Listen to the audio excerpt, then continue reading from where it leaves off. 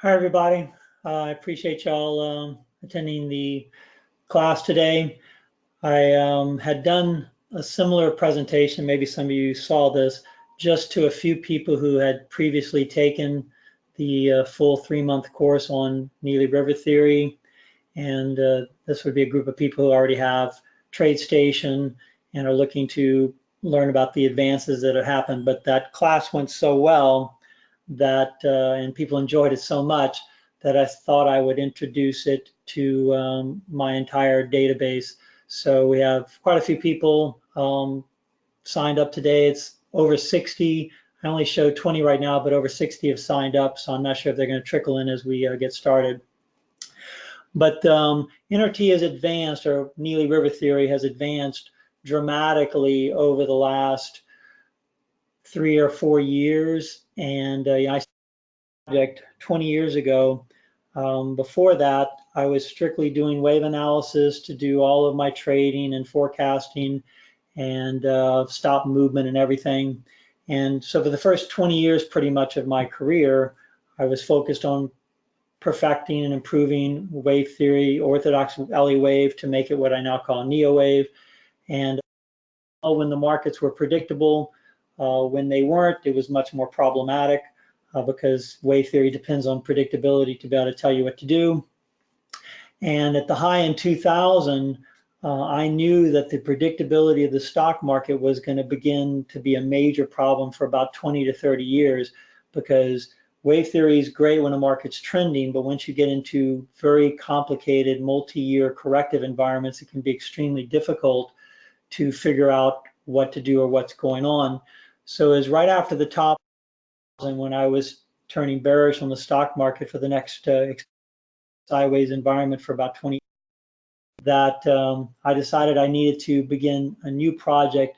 And I was going to trade a market that I knew was going to mostly go sideways in a huge choppy kind of range, but would mostly go sideways for potentially 2 to 3 decades. Turned out to be over 14 years before we started making all-time new highs.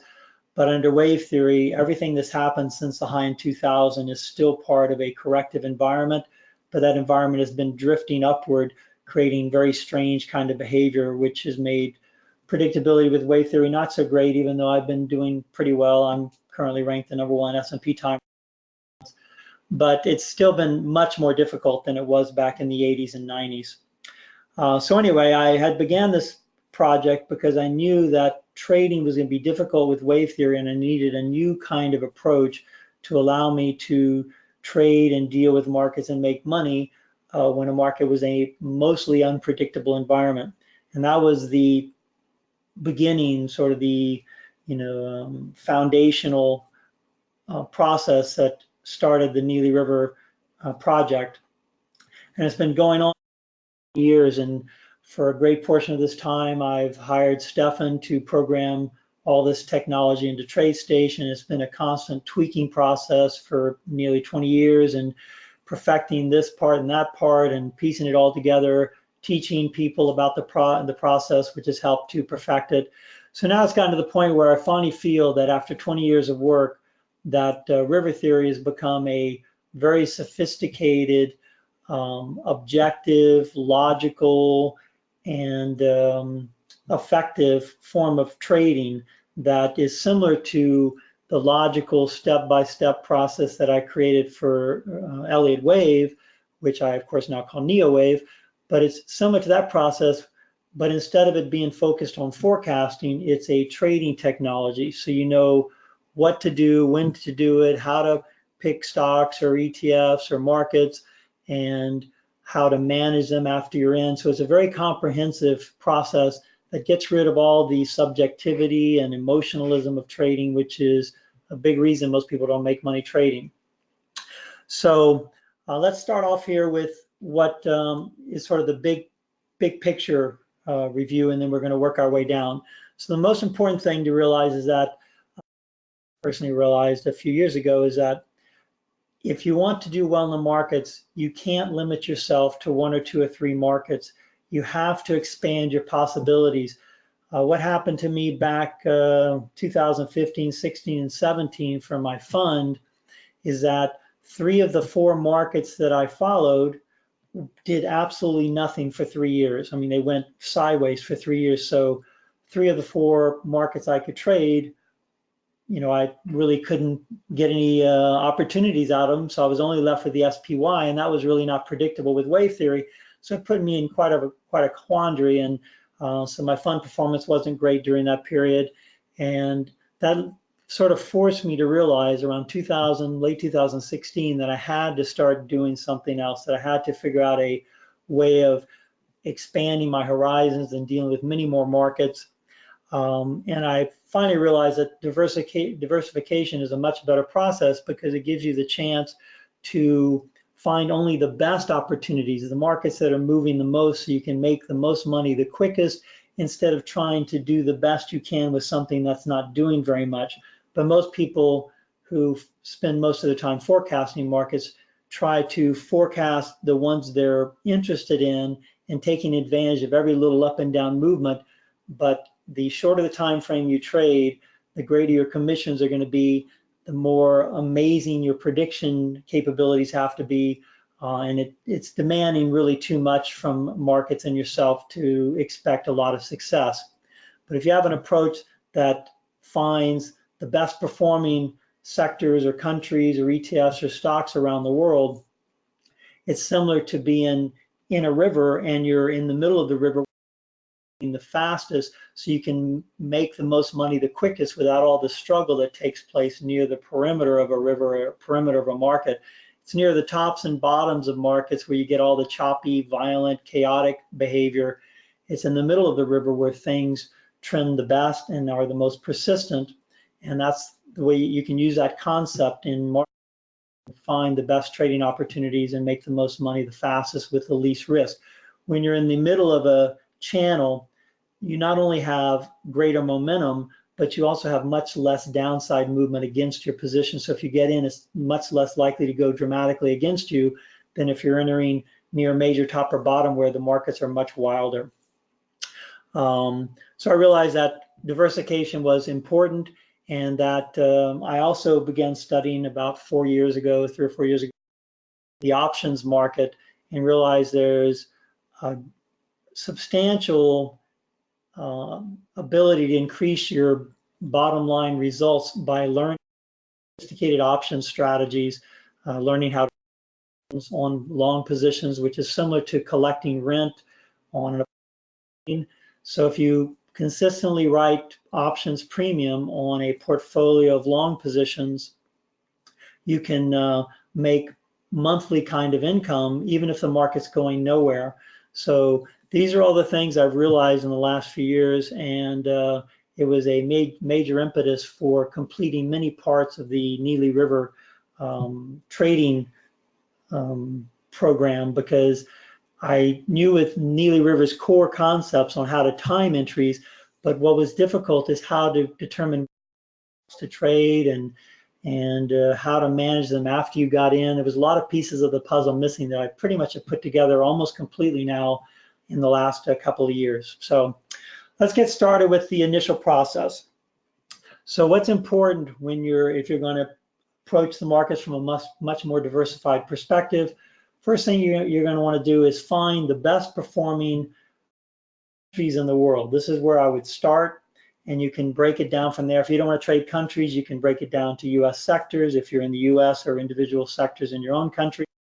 But I start first with the best performing countries in the world. And here, this is the latest printout. You can go to this by going to just.com and finding the best country ETFs for the last year. And this will show how well they're doing. Now think of this as a list of countries that are moving the river. They're not at the choppy spectrum of the market's action, not near the north or south channel, but they're in the faster moving segment where you have this massive momentum. This is for a whole year, so you have a lot of momentum behind these countries that limit downside risk as you're getting into them if you're going long. So here we have Russia, Taiwan, Italy, France. This site won't give you the actual symbols, so there's a second site that I use which is etfscreen.com. And this helps to tell you which ETFs fit these individual countries. So we're looking at Russia and Taiwan. Let me switch over to my other page here so I can keep track of this. So I'm going to click here and I'm going to type in the symbol. I'm going to type in the word Russia, and it'll bring up all the Russian ETFs. And you want to organize these by volume. So if you click on this little down arrow here, it'll put the highest volume ones at the top. You don't want to trade ETFs that don't have a lot of volume. And this is a 21-day total. So if we take some of the lower numbers like 6 million, I'm going to use my calculator here, 6 million divided by 21 equals 285,000. So all these are decently fine. You're looking for something that's preferably comfortably above 2 million. So if you divide 2 million by 21, that's going to put you right below 100,000. So anything below 2 million is not going to be quite enough. You want a stock that on average trades about 100,000, 200,000 shares a day, or an ETF that's in the same ballpark. And so these two would be the only two I would consider looking at. And I'm just going to pick the top one in this case. So RSX, and I'm going to write that down real quick so I can remember this for the next step we're going to go through. So that would be step one, is finding the ETFs that fit these countries. So Taiwan would be the next one.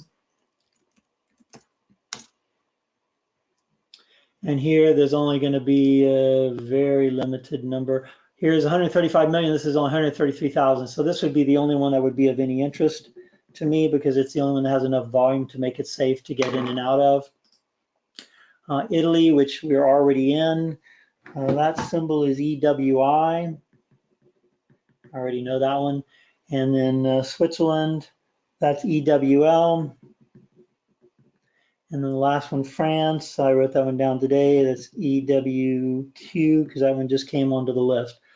So this would be the countries you want to look at for going long. Now we can do the same thing for those on the short side, and we currently do have a position in Malaysia.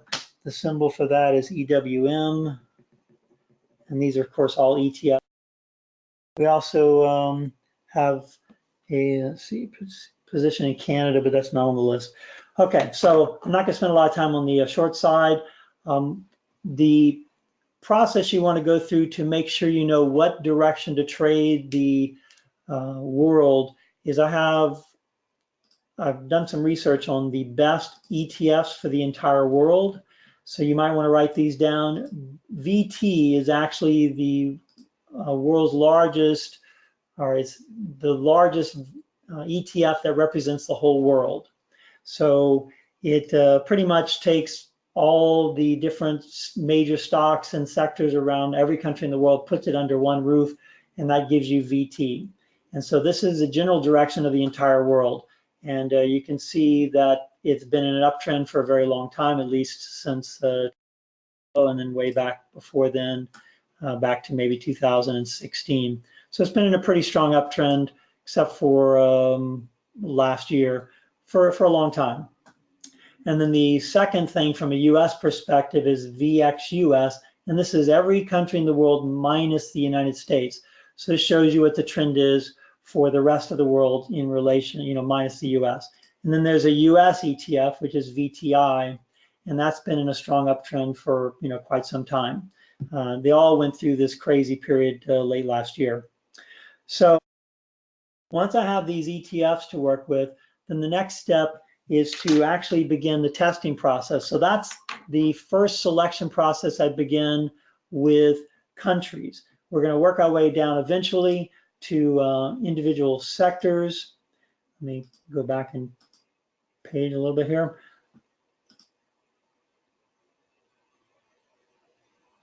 Looks like I must have closed a tab. Hold on one second. Sectors. Okay, there. I need to add one more tab here.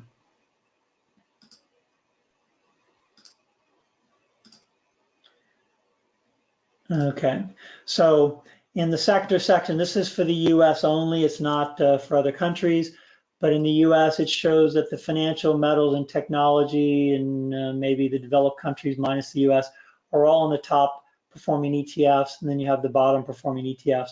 Now for my, we have positions in the bottom 4 and the top 4. That's at least where my focus is.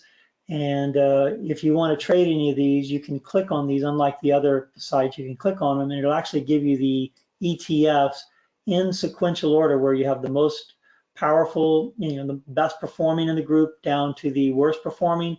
So if I were looking to break down the financial sector, I would click on this to give me some ideas of what ETFs I can trade. And you want to pick those, again, with at least 2 million in volume, and the ones that are in the top, like top 3 or 4 or 5. And this gives you a list of possible investments in each particular sector of the US.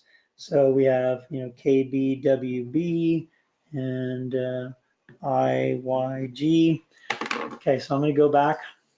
Just wanting to get some ideas of things that we can actually follow here to investigate for trading. So after you've found through this process a lot of possible strong sectors or very weak sectors, so you're looking at the top performing and the bottom performing, and if you diversify a little bit in both, what you're going to find out is what's happened to our customer account the last year is that the market can go up or down, and the valuation of the account doesn't move around that much because we have some long positions in the strongest sectors and some weak short positions in the weakest sectors.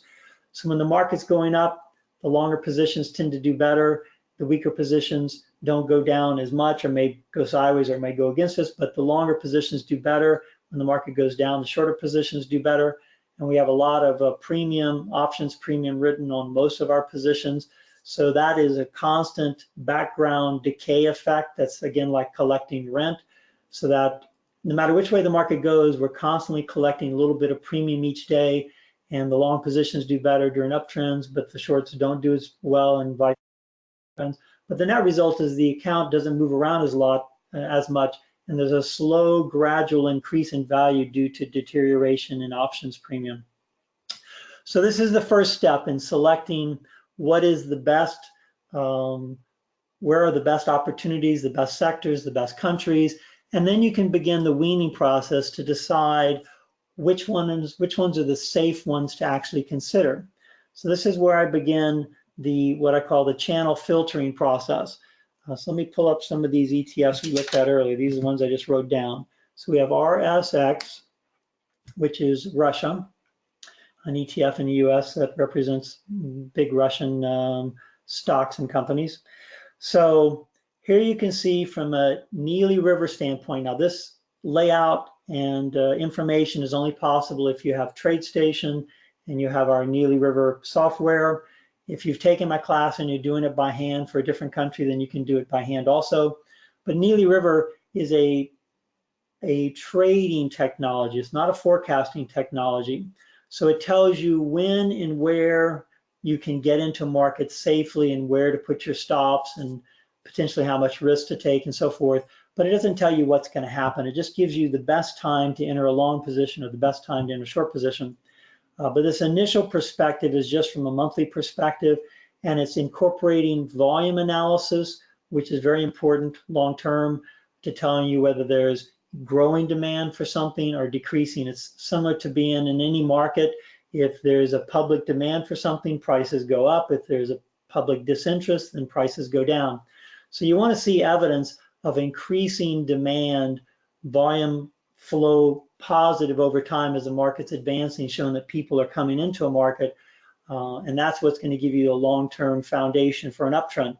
So this chart's telling me two things: that the volume flow is positive, and I can actually add the volume information so you can see. This is what I call Neely on-balance volume. It's a manipulation of on-balance volume information to produce a more reliable indication of real trend in the market.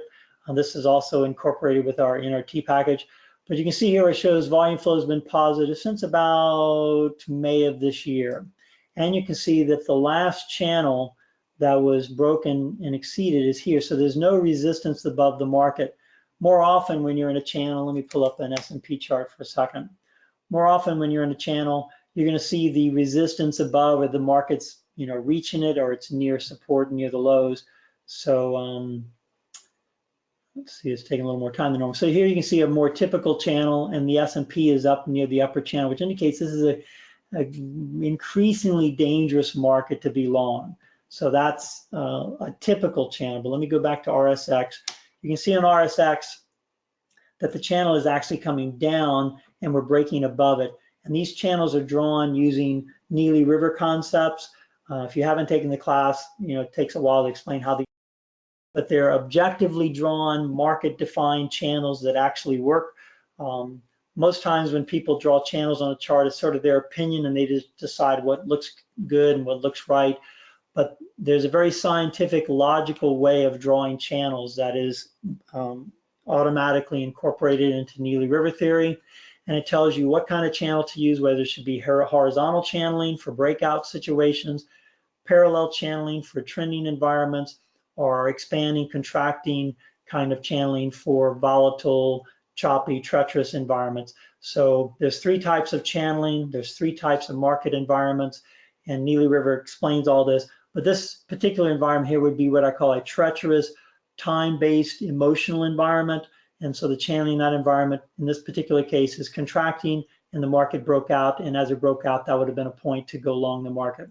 So this market's in an uptrend, there is no resistance, and volume flow is positive. So this is telling us, number one, that this is a safe market to consider for long-term buying. You can get in at some point and plan to hold it for a long time because there's no resistance. So that's step number one. Step number 2 is incorporating what I call my TTT indicators, as traditional technical tools that I've adjusted over decades of research and study and teaching to figure out what works best, how, when, and where, and why. So this bottom row, this is the RSX at the top, but this bottom row shows 3 different types of indicators. And I found this to be an unbelievably, it's taken me a lifetime, 37 years of looking at markets to finally figure out an almost magical arrangement of indicators between monthly, weekly, and daily charts. So let me explain the logic behind this and the foundation. Long-term traders, people like Warren Buffett, they accumulate positions over very long periods of time, and they have billions of dollars they have to move in or to pull out of a market. When you're moving in billions of dollars, you can only get in when most people are getting out. So you can have, say, 1 million people with $1,000 each getting out of a market, so that one person with $1 billion can get in. So that that's required, that foundational process of accumulating positions over time, which is what this volume flow starts to detect, helps you know whether a market's moving, beginning an uptrend, beginning a downtrend. So here you can see that things changed right around here, right before the spike up the next month. So this was the first sign that this market's, the accumulation phase that had been going on for a while, finally has ended, and now it's going to start trending up. So this underlying volume is difficult to read on a daily or weekly chart because big traders aren't entering all in one day. As I said earlier, if you have billions of dollars, it takes time, it takes weeks or months of constant buying as everyone's selling for you to eventually get the position that you want. So you have to study long-term volume flow, not daily or weekly. So volume is best used for monthly time frames, and it shows this long-term accumulation or distribution using this variation of unbalanced volume that I've created for years. So with that information, it then tells me that the very beginning of a long-term trend is probably underway as of this month right there, which again was end of May 2019. So that was right around there. Okay, so that's here. So after volume, after accumulation has taken place in a market for a while, then you've moved away from the bottom of the channel of the river. So this means all the chaotic jumping around, and as positions switch from the weak hands to the strong hands, as the public panics out and the strong traders are slowly buying, when that process is done, then the next phase, and this is what I call the accumulation phase. After that phase is done, then the market enters a new phase that's detectable on weekly time frames. And this has to do with more trend following technical stuff. This is more fundamental, and it's people who buy positions over long periods of time and accumulating more fundamental information. They're measuring stock values and liquidation value of the companies to make sure that if the company goes out of business, they can get. So it's very long-term fundamental analysis and accumulation kind of process. But once that's done, that means you're moving out of the more dangerous early stages of the trend. The market's starting to get away from the edge of the south bank of the river, and it's starting to move in the more trending part of the river. And that's where trend analysis, moving averages, overbought, oversold kind of indicators start working. So you can see here, the minute that the monthly charts volume flow turned positive, at the same time, at the end of that month, what I call my mode index, which is a very sophisticated multi-level kind of moving average instead of it being a simple moving average. And it involves separating the buyers and sellers and measured in multiple time frames. So you can see here that that trend was already positive. So the minute that both of them are positive, you could consider getting into this market from a shorter term perspective. When it first turned green over here on a monthly, that would be more of a just buying stock for the long term.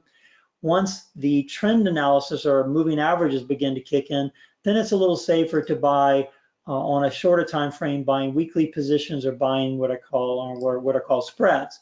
So if I'm only looking at volume flow and it's the only thing that's positive, that's when you're still dealing with the long-term accumulation process, and you don't want to risk a lot, and you want to take a long-term view. You don't want anything that's going to expire anytime soon. So just a naked long stock position, or maybe what's called a covered call, which is a stock in shorting the calls. So it's a long-term kind of positioning. Once the moving averages and the technical group begins to enter the market because they start to detect a trend, then you can look to take slightly shorter term perspectives, more spreads, long calls and short calls, maybe long stocks and short calls, but it's more of a long call and short call kind of environment where the trend is up, but it may not be up super fast. So you want to make money if the market's going sideways or if it goes up, and you'll lose less if it goes down. And then with moving averages and specifically my mode index, it'll actually give you ideal perfect timing for extra long positions that happen as the market's oscillating in its uptrend. You can see this green line here has stayed green even as the market went through these big sell-offs, and it gave these specific buy signals where you could go on long stock or go on long calls and sold calls or just go on long calls. But I recommend when the volume flow and the trend following stuff is in sync, not looking at the daily, but when these two are in sync, you mostly should be focused on spreads. So if I were looking at this market for the first time, to give you an overview, I would say there's potential and it's safe because volume flow is positive and there's no resistance. So this is a market you can look at and consider trading. When you get to the three critical monthly, weekly, and daily indicators, which are volume, trend analysis, and momentum indicators, in that sequence, you have the volume flow on the monthly, trend analysis on the weekly, and momentum on the daily. It's equivalent to the way a whip works in your hand. If you're holding a whip and you're moving it, through the air, your hand is going to be moving the slowest, and that's sort of the accumulation process, which takes time. Once this process is over, then the middle part of the whip starts to catch on and starts to move faster than your hand is actually moving. So this is where you start getting more trendy action on the weekly time frames or near the middle of the whip. And then as the tail end of the whip finally catches up with the weekly and monthly, it moves extremely fast. And that's why momentum trading works on daily charts, as long as you already have accumulation established, you have a trend established, then momentum trades work out really well. So you can see here, the minute the momentum kicked in, would have been a point where you can actually take more dangerous naked long call positions or futures kind of trades because the market's likely to trend really well at that point.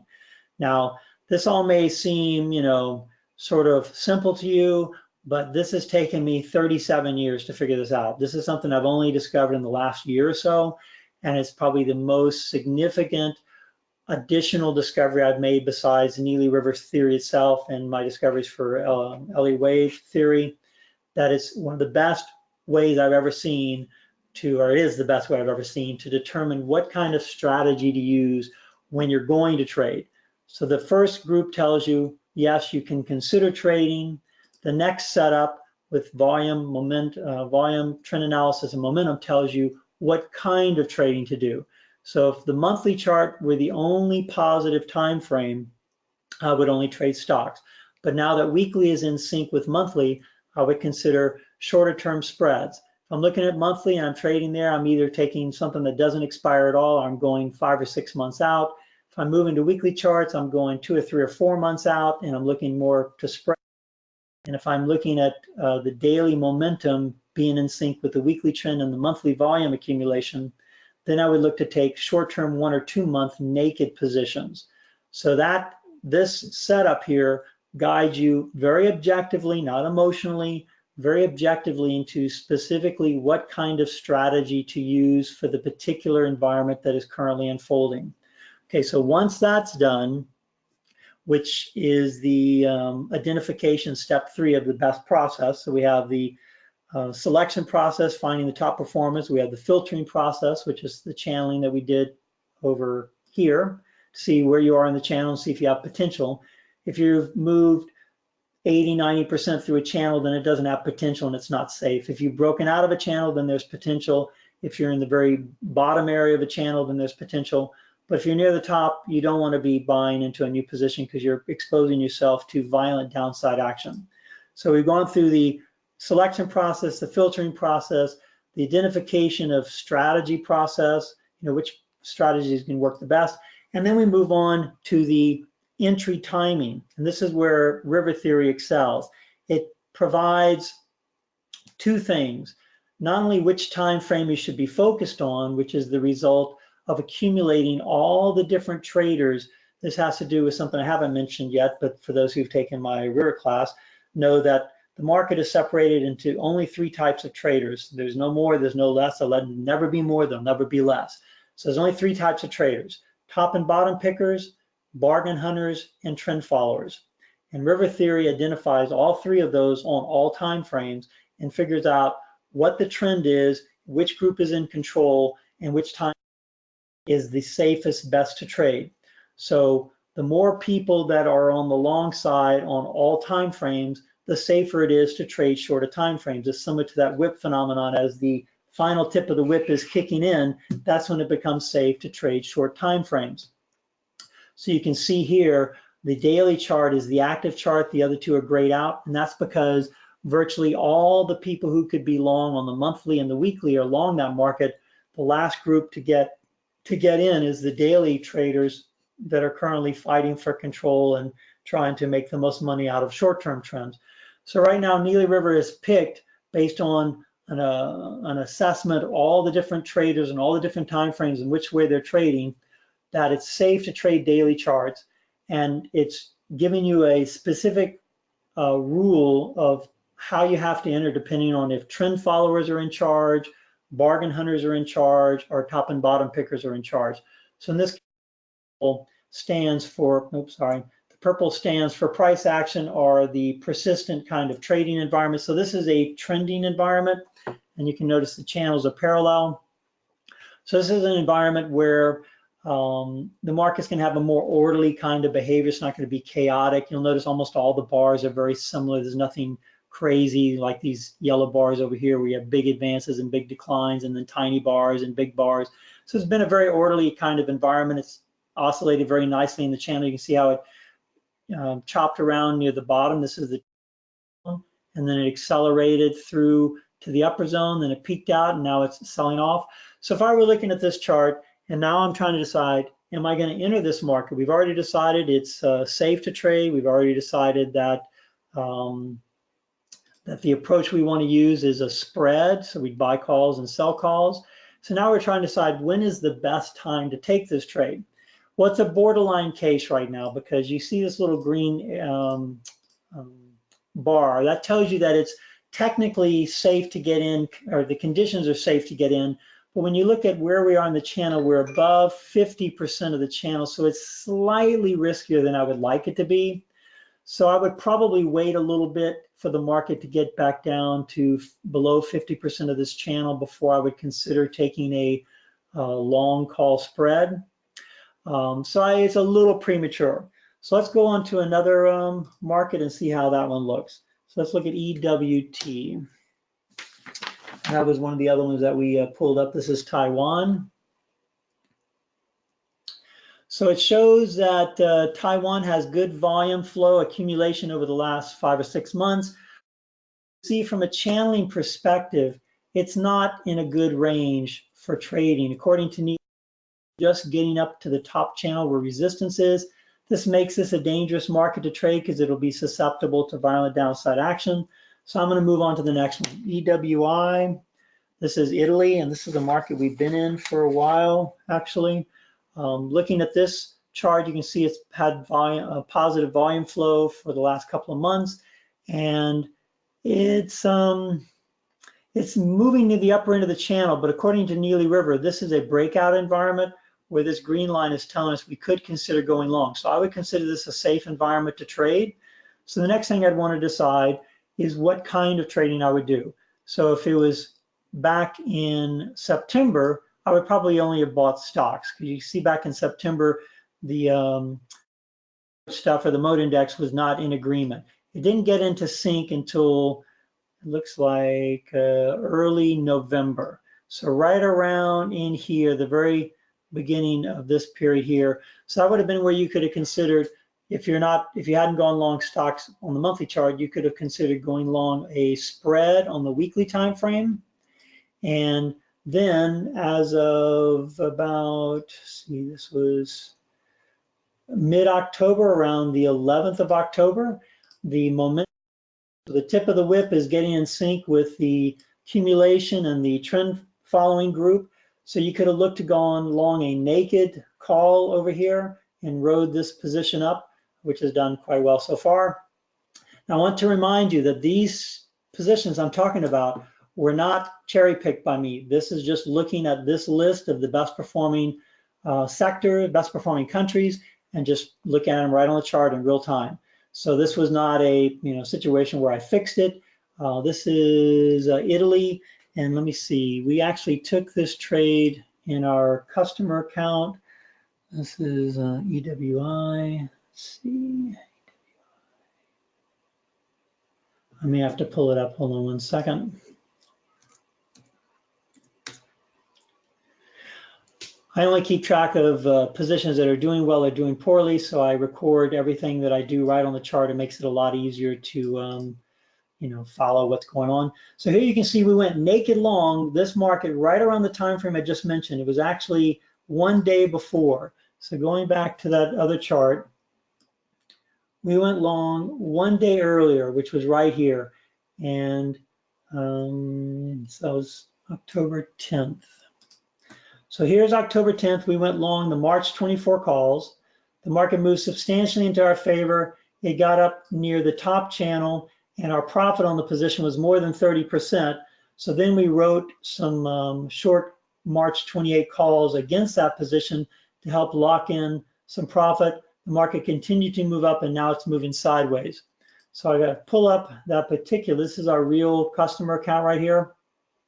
So you can see we're making about 50% on, we've already liquidated some of this position because normally we spend about 1,500, so we must have already liquidated some of the position during the advance.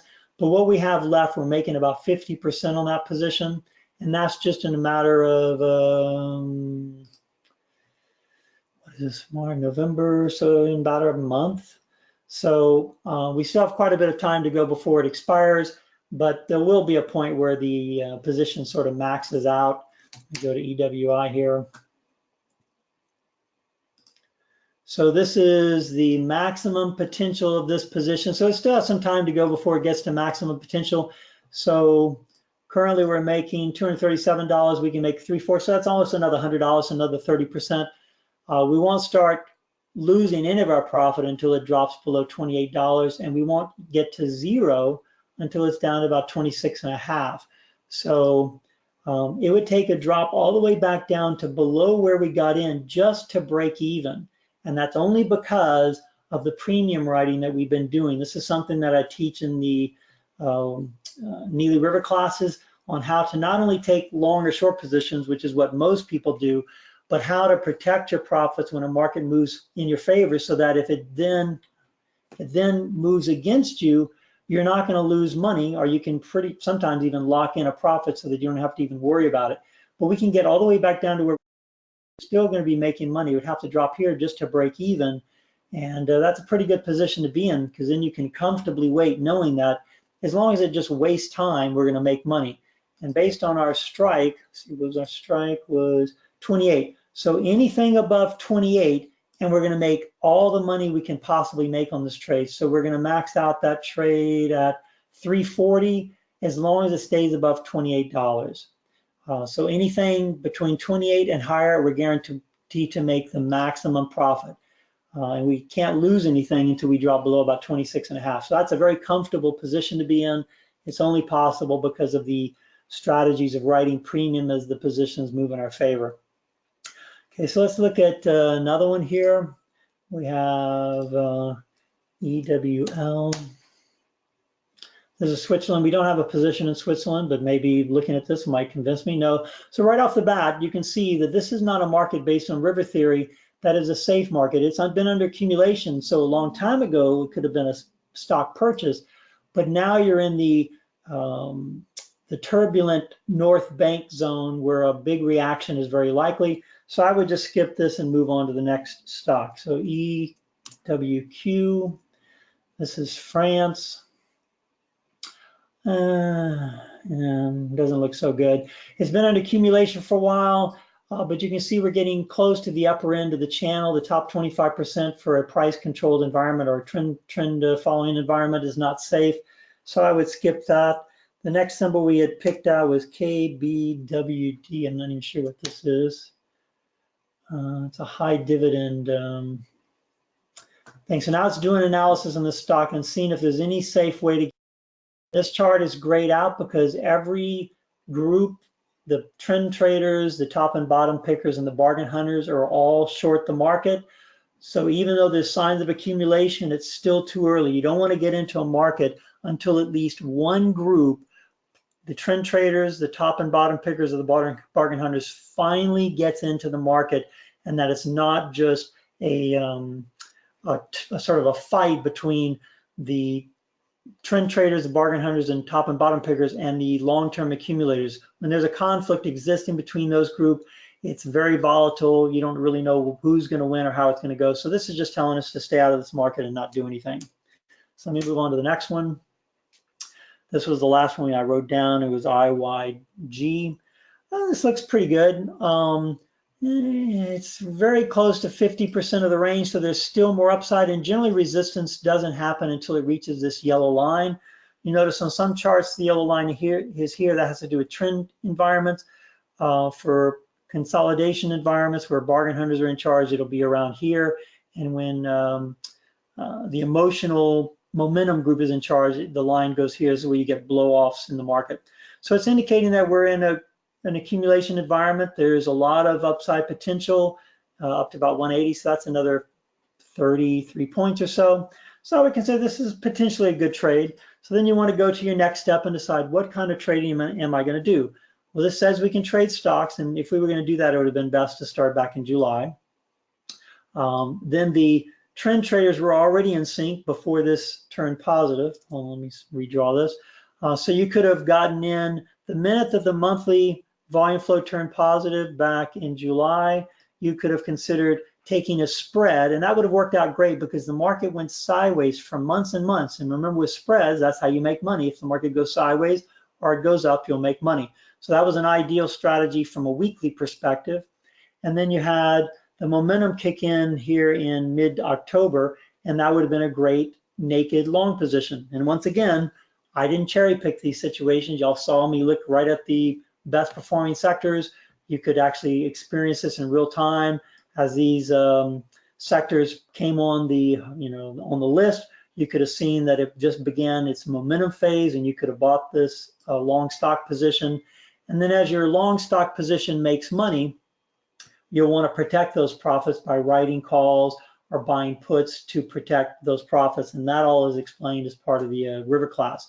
So this is telling us right now that as of today, we could consider another long, naked long position, because all time frames, volume, trend, and momentum are all in sync. Okay, so that means we want to then figure out the best time to get in, and that's where Neely River comes in.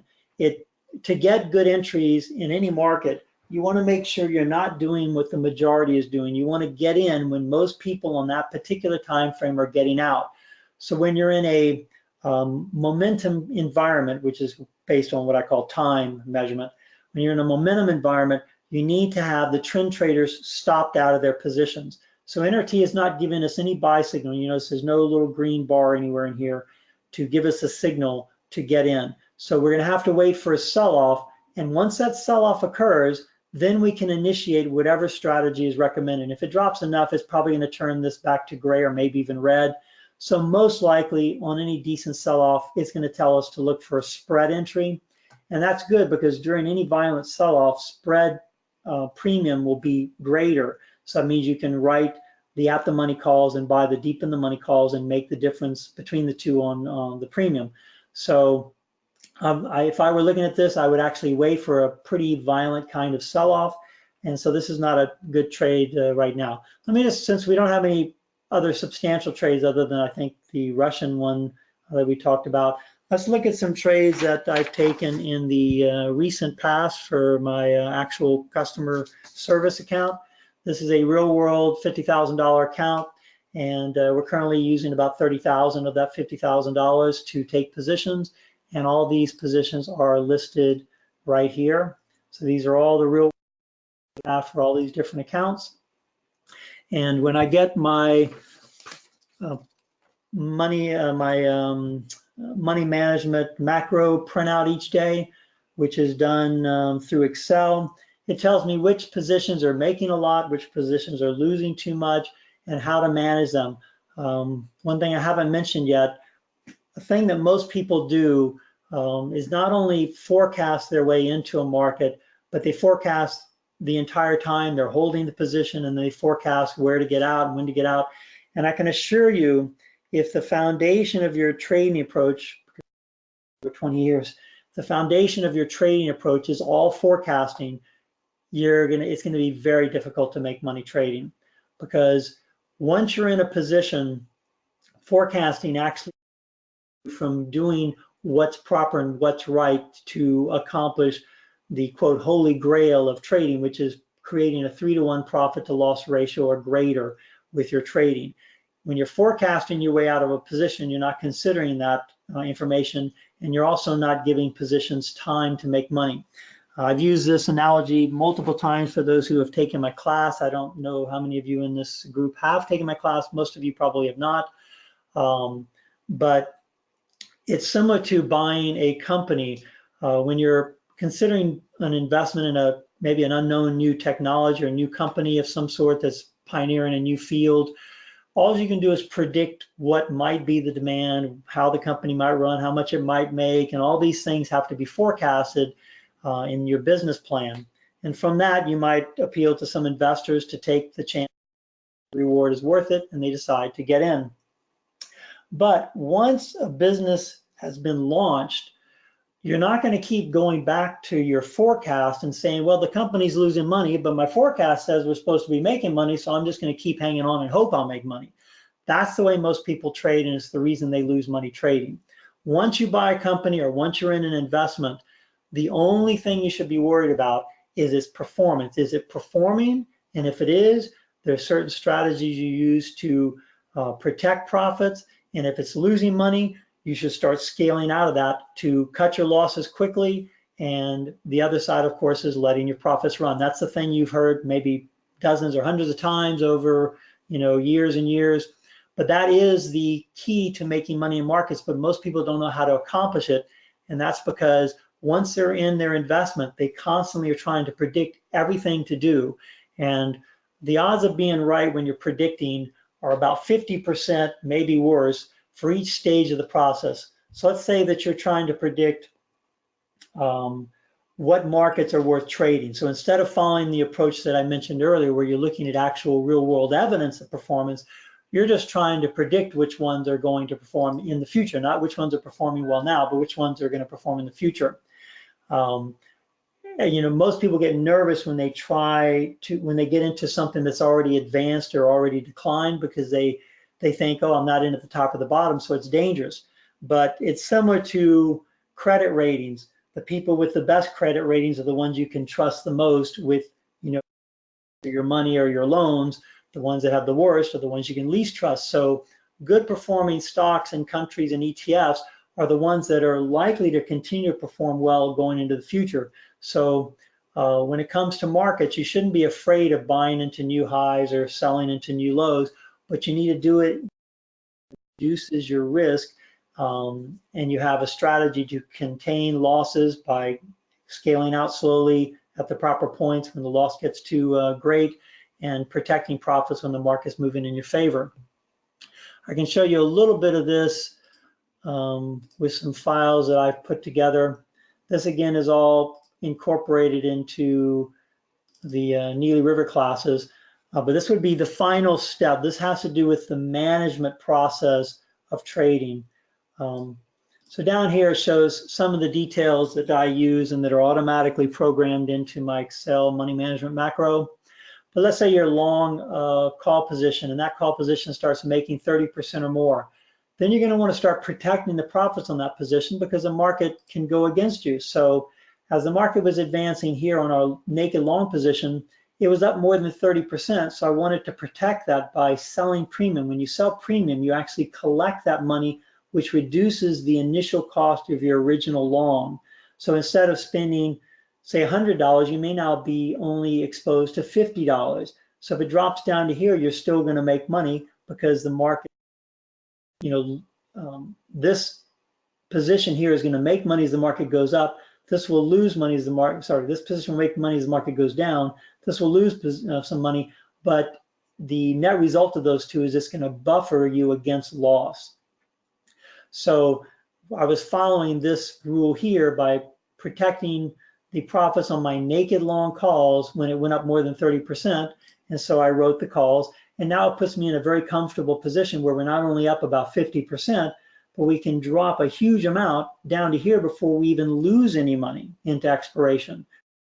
Drop down to here to start, well, we won't lose any money. We'll make all the money we can make at this point.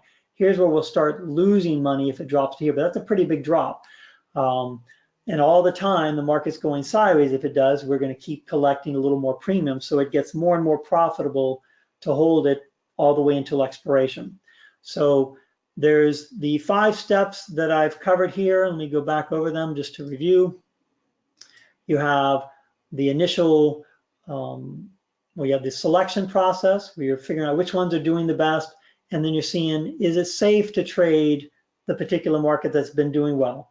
And you determine that by the volume flow and where it is within the Neely River channel.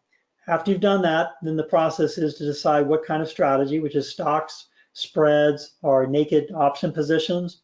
And then after that, you use Neely River to time your entry to make sure you're getting in only when a significant number of people who are trying to be long with the trend are getting out. So they're doing the wrong thing at the wrong time. You're getting in at the right time with the larger trend. So the monthly determines the trend of everything, and you work your way down. Again, using that whip analogy, the monthly is, you know, if it's under accumulation, is going to continually flow sideways or up. So that's the direction you want to trade in this particular case, but you want to get in as the weekly is going through its downside oscillations, you know, during these lower points here. And then as the momentum kicks in, that's when you're going to want to go in your most dangerous naked long positions where you have a lot of leverage, a lot of chance to make money over short periods of time. But this is the only time it's safe, is when all these other elements are in sync. So this combination helps you decide whether you're going stocks, spreads, or just naked long positions. And then Neely River helps you determine the timing, and it's telling us right now for this particular market, there is no safe timing. Now, for those of you who follow some of the general US stock market stuff, I figured I might as well just go over, you know, a little bit of some of the markets I used to follow, just to give you an idea where things stand and how dangerous they might be.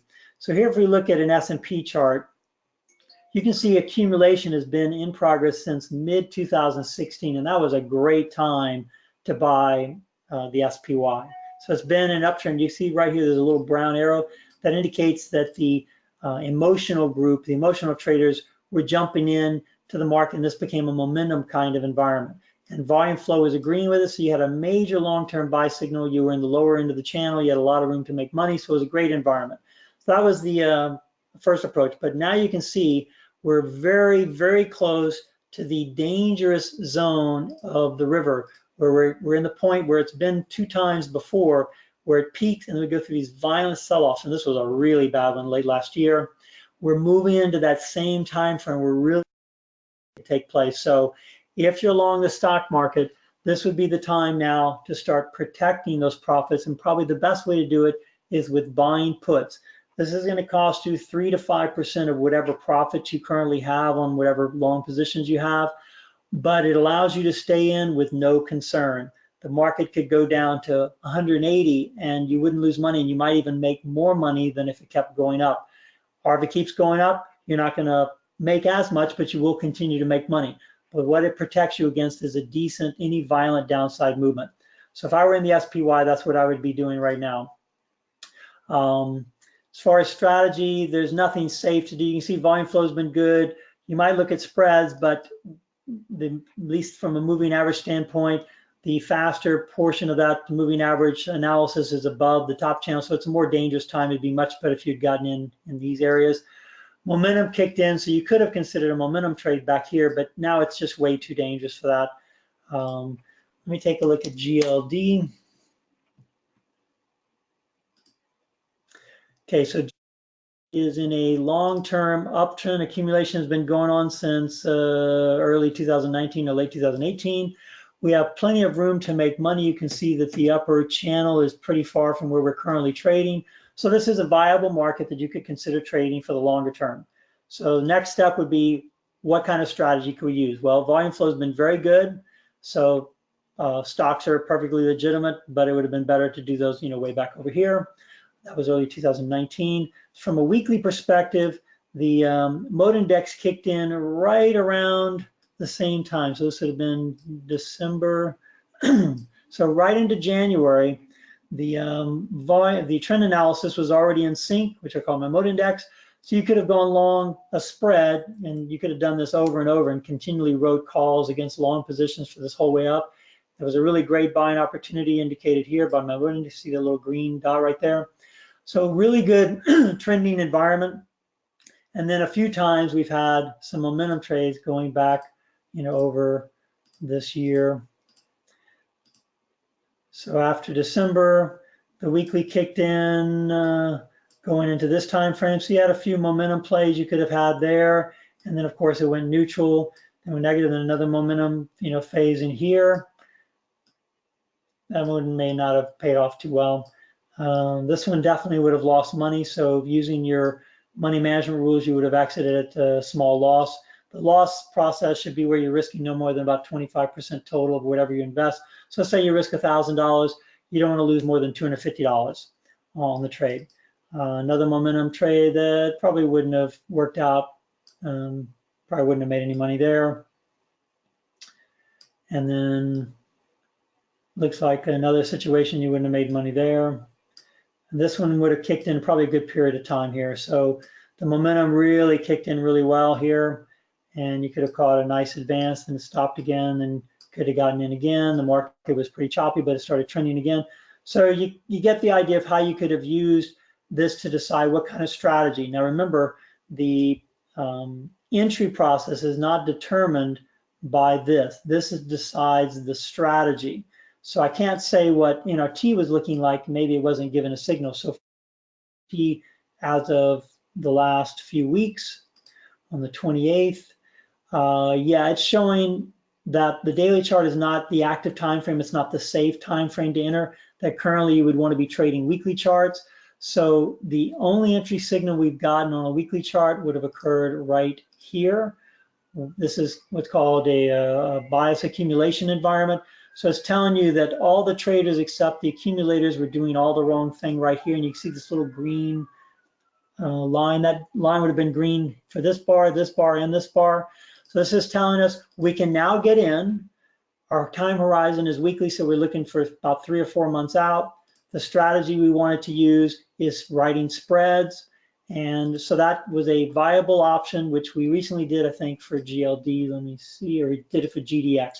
So we recently did GDX. We're currently up, I don't know, like 20% or something like that. Let me go to that actual trade, GDX. It's right here. We bought in a January spread here. This is a little bit different than GLD. It's a separate, it's a gold miner, so it's not actually gold stocks, but it's gold miners. So we bought a January spread here. This is a perfect example of how well writing premium can work, because we didn't go naked long here. We went long the 25 calls and sold the 27, which helps to reduce risk and helps us make money if it goes sideways. So as you saw earlier, the market's exactly where we got in, but yet we're actually up about 20%. Hold on one second. What's 133 divided by 840? What's 133 divided by 840? It's 3.325. So that's, did I do the, I think I did the math backwards. Yeah, I did. So it's, I don't know, it's in the 20% range, something like that. So that's from a market that has gone perfectly sideways. So this shows you the tremendous benefit and advantage of learning how to write options and deal with options so that you can make money even if you're sort of wrong. I mean, I was sort of wrong for quite a few weeks, but yeah, we're actually making money right now. So this is the final piece of the equation where you're managing your positions once you're in, and only if the market or if only the position is losing enough money, which I start scaling out if it's losing around 20%, but we're not losing any money in this position. It apparently wasn't down enough to exit any of the position around here. So we're continuing to hold the position, and because I'm not worried about the forecasting anymore, now that I'm in, the only thing I'm focused on is performance. And performance is determined by the money management macro. I'm going to go ahead and show you how that works. This is only in TradeStation, so this is not going to work if you have something else. If I collapse this and in TradeStation, I can export to Excel the actual entire, all the information for this particular account. And if I open up the other file here, give me 1 second. So this is the money management macro that Stefan has written for me. And once that's open, I can then go to this file here. I think I have to open up the other file after macros are opened. So let me do that again. Okay, so I can go under the view, go under macros, and then press run. And when this gets run, you can put in the amount of money you're working with for whatever account size you have. And then it's going to tell you very specifically what you should focus on. And this avoids all the emotionalism of trading and prediction and forecasting that happens once most people get into a position. They're so worried about, whether they're right or they're wrong, or whether it's going to keep getting better or worse. But by doing that, they're not giving their positions time to make money. So here you can see it's showing that this position is down 26%, but because we've already scaled out of probably a third or 2/3 previously, we only have one position left, and it's going to take a 30% drop to activate a liquidation signal, which we don't have right now, but it is warning me this is the only one position that's not doing so well. You can see 77% of our positions are making money. We're up 11% on all current held positions. We're making $5,600 on a $50,000 account, so we're up more than 10% right now. Half of our positions, or 42% of our positions are short. Here we have an MJ, which is marijuana ETF. That's up 182%. This is up 62%. Shows how much money we're making on those that are not making very much. It just doesn't show it. If it's not losing very much, it doesn't show it. It automatically organizes all the trades into the most risky, which are single long options, puts or calls, and then verticals are the next riskiest. Equities are the next riskiest, which I don't have any right now, and then verticals would be the next riskiest, and the least risky would be what are called covered calls or strangles, where it's very hard to lose money on those positions, and those, we don't have any of those either right now. So this every day is my sort of my trading goal sheet. It tells me what I need to focus on and what I need to do. Today, is consider exiting part of this MJ long position, because we're making so much money on it that you want to scale out of some of your position. This is all part of the rules of money management that are incorporated into this and that are taught as part of the class. So this was similar to the printout I had today, and we took a few, we exited a few positions at a profit, and we, I can't remember what else we did today, but we had very little to do because the markets aren't doing that much. The markets are down, but I think the account is actually making more money today than it did yesterday. That's because a lot are short, and we have a lot of spreads. So it means that the market doesn't do very much. We keep making money from sideways action because of premium decay. So let me see if there's any questions that have come in. I've talked quite a bit and pretty fast. Let me see if I can pull up anything. Somebody said trade in versus or puts. I'm not sure what that question was about. Let me see if I can open up the attendees. See, this question was by Michael. Give me 1 second. Oh, yeah, we've gotten several questions in here, so hold on 1 second. Michael Bryden. Michael, I'm going to go ahead and unlock your microphone and see if you have any questions to ask. Hopefully your microphone is going to work. So let's see, I just unmuted your mic. If you want to unmute your mic and go to webinar, you should be able to ask your question so I can understand what you're getting at. Glenn, can Michael? you hear me? Yes. My question was, do you trade only long positions or? Oh, no, we have a lot of short positions. If you remember that printout I just showed you, where was that? I have to go back and open it up. Give me 1 second. The printout actually shows all the short positions in purple and all the long positions are in white. Short positions stand out, so I know. You what? But are the short positions to protect the long positions? Oh, no. Remember we talked about the top performing 5 sectors and the bottom performing. So I actually take about half of my positions in the positive side of the market and the other half in the negative side. So the ones that are not doing well at all. That way, if a market drops, we're probably going to make money from the decline. If it goes up, we make money from the advance. And if it goes sideways, we make money from premium decay. So all the purples here, 42% of our positions are actually net short the market. So we're net short the marijuana stocks and the energy and agriculture, energy, and so forth. So no, these are naked, not naked long, naked shorts, but they're short positions. Most of them are spreads. These 3 are recent purple, recent put positions that are naked short, but all the ones that are from here to here are spreads. So we're making money from premium decay mostly on these positions. Does that answer your question? Thank you very much. Is there anything else? Because you had a lot of little short questions you asked. I was just wondering if there was a recording that you'll be sending out. Yes, if you signed up, which I think you had to be able to watch the class today, it will within an hour or two send you automatically a recording of this so that you can review it.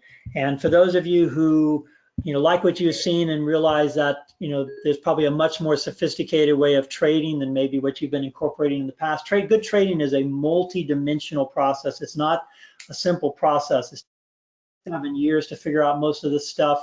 And I'd say in the last couple of years has my trading consistently been good. Before then, when wave theory was predictable, when it was bad, trading was bad. And that's what most people experience. But when you begin sophisticated option strategies and you incorporate very rigid objective money management, which is incorporated into these money management macros, which can be downloaded directly from TradeStation into Excel, then all of a sudden the trading process takes on a whole new dimension and it becomes not a real nerve-wracking thing, and it's not based on nerves every day and wondering what I should do and having to analyze, because I have over 100 positions right now. If I had to analyze every one of those every day, I would be spending 12 hours a day doing nothing but that. And that's what it used to be until this money management macro was written for me. I would spend 8 to 10 hours a day going through every single position I had and deciding what to do. But this money management macro automatically forces a 3-to-1 profit to loss ratio or better for all your positions. So if the position's not making 3 times what you typically risk, it's not going to tell you to do anything. If it's not losing 1/3 what you typically risk, what you typically look to make in a profit, then it's not going to tell you to get out. So it automatically gives positions time to make money. It gives times for premium to decay, which helps to make money, and it only gets you out if the position really just isn't working.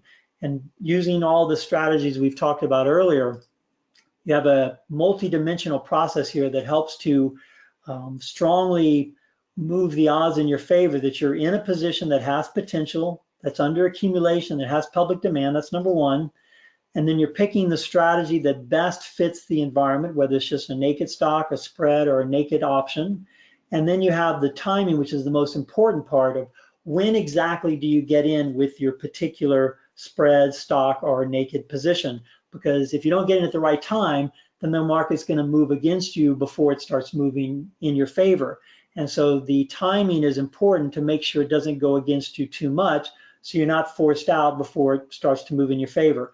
But you know, we recently got into this, well, it was GDX. Let me go back to that. Into this GDX position, and this is really just a waiting game. Until it drops 20-25%, I'm not going to get out, and until it goes up 60 to 90%, I'm not going to start getting out, and that's it. So it's a performance situation, and most people don't have the patience because they don't understand that a big part of doing well trading wise is just waiting for the market, giving the market time to do what you wanted it to do or hoped it would do. And if you're forecasting after you get in, you're not going to give it the time to do that because you're going to get nervous about what it's doing and where it's going and if you're right. And so most people get out way too early on profitable trades, so they're cutting their profits short and they hang on to losing trades because the forecast keeps telling them, well, things are going to get better, so hang on. So they hang on to losing trades and they get rid of winning trades quickly. And that's the reason most people lose money. So this final stage of the process I consider to be the most crucial, life-changing part for me in the trading process. And it actually allows me to trade 100 different positions very easily. I get a report. I only look at 2 or 3 things a day. The rest of it I ignore because it's not up or down enough to worry about. And that's it. And then I go on with my day. So this is a revelation for my personal trading, for my fund trading. And I can assure you it'll do the same thing for you. For those of you who are interested in learning more about river theory, I'm not sure if Magellan's in the class right now. Let me see if he's in here. Yeah, Magellan's. Magellan, I'm going to unmute your mic. Did you want to say anything to anyone, Magellan? Everybody has my email, right? I believe that they do have my email. They can contact me. Type in? Let me type in your address in case they don't. I'm not sure if you get universal access or not, but it's Magellan at NeoWave.com, and it's not spelled in the typical way as Magellan is. So it's Magellan at NeoWave.com.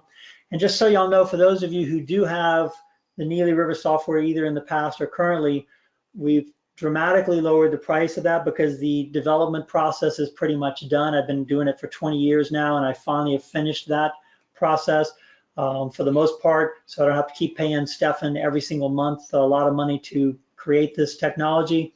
So we now offer it for $500 a year instead of $1,000 a year. So if you have interest in if you have TradeStation, you want to use the NRT stuff and all these sort of fine-tuned indicators that I've created over time, you can talk to Magellan about that. And if you don't and you're interested in the classes, then Magellan can help you. You can write to him and he can let you know about upcoming classes and things like that.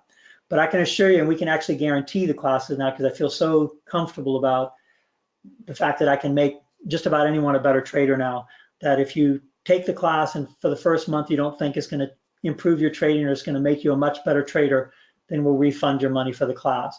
But after 3 months, I haven't had anyone ever say that the class didn't make them a much better trader, much more comfortable, much less anxious, much less nervous about trading and how to do things. Did you want to say something else, Magellan? No, we're good to go. Okay, let me see if there's any more questions coming in. Let's see. Have some more. Let's pull this up. Okay, so Nitin says, can you use weekly, daily, and hourly in place of month? Yeah, you probably could do that, Nitin. It would be a little more, it's a little more dangerous and difficult to make money with options if you're going to try to trade them hourly, unless you're just going to go naked long or short. I wouldn't get into probably writing options on hourly chart, writing spreads, but you could do naked long positions. That probably would work. You definitely want to maintain the 5-to-1 ratio where your largest time frame is 5 times bigger than the next smallest, and that's 5 times bigger than your next smallest. And you always want to keep the volume flow on the largest time frame, trend analysis on your middle time frame, and momentum on your shortest time frame. And remember, just because momentum, volume, and trend are in sync doesn't mean you can get in. You want to have the river concept tell you when the current group of traders that are in charge of the market are fighting the other groups of traders who are doing the wrong thing, and that group that's doing the wrong thing is going to be the time that you're going to want to get in. So river theory tells you the perfect time to get in. The TTT indicators tell you what kind of strategy to use when you get in, and the channeling just tells you, is it even safe to get in? Does this market have potential? Is it too risky? If you're near the top of a channel and you're looking to go long, it's too risky. If you're near the bottom, that's an ideal time to go long. So it's that combination that produces an extremely objective, systematic kind of approach to trading. And then the money management macros keep you emotionally out, not involved with the forecasting once you're in the trade, and it keeps a natural 3-to-1 profit to loss ratio. So all parts of the puzzle, in my opinion, have now been solved. It's something I've been working on for all my life. And I finally feel that I've pretty much solved the mystery of markets and trading. And it's similar to when I finished my book on Mastering Early Wave, I figured that was sort of the final word on scientific wave analysis. So I feel I'm almost to that point with river theory. And it's very exciting because I don't have to spend all my time researching. I get a little more free time now than I used to. So I don't see any more questions coming in. I appreciate everyone listening. And if you want to find out more, just contact Magellan. You can write to NeoWave at neowave.com, and I can pass it on to Magellan. But that's about it. I appreciate it. And good luck to everyone. Hope it helps you out.